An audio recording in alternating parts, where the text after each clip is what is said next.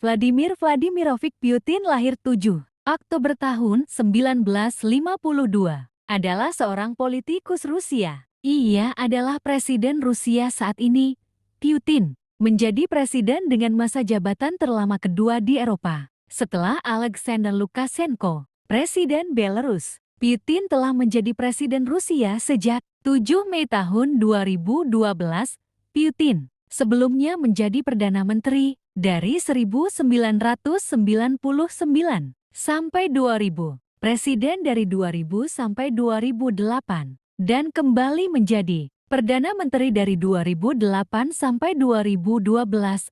Pada masa jabatan keduanya sebagai Perdana Menteri, ia menjadi Ketua Partai Rusia Bersatu, sebuah partai pemerintah. Putin belajar bahasa Jerman di SMA Sankt Petersburg 281 dan dapat berbicara dalam bahasa Jerman.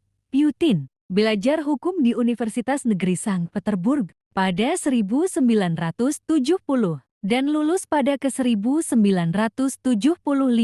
Putin menjadi pejabat intelijensi asing KGB selama 16 tahun, naik pangkat menjadi letnan kolonel sebelum pensiun pada 1991 untuk masuk politik di kampung halamannya, Sankt Petersburg. Ia berpindah ke Moskwa pada 1996 dan bergabung dengan pemerintahan Presiden Boris Yeltsin. Dengan cepat meraih berbagai jabatan dan menjadi pelaksana jabatan pada 31 Desember 1999 saat Yeltsin mengundurkan diri. Putin memenangkan pemilihan presiden 2000 dengan perolehan suara sejumlah 52% sampai 30%. Mengalahkan lawannya dari Partai Komunis, Gennady Zyuganov.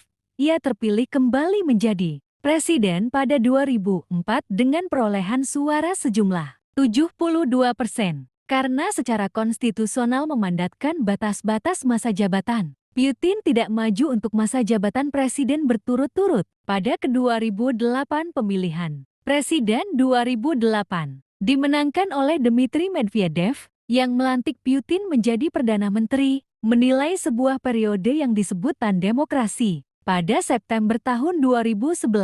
Setelah masa jabatan presiden berlangsung dari 4 sampai 6 tahun, Putin mengumumkan bahwa ia akan siap untuk masa jabatannya sebagai presiden. Ia memenangkan pemilihan presiden Maret tahun 2012 dengan 64% suara. Sebuah hasil yang sesuai dengan jajak pendapat pra-pemilihan. Pada masa jabatan kepresidenan pertama Putin, ekonomi Rusia bertumbuh selama 8 tahun, dan GDP yang diukur dalam kemampuan berbelanja meningkat 72%.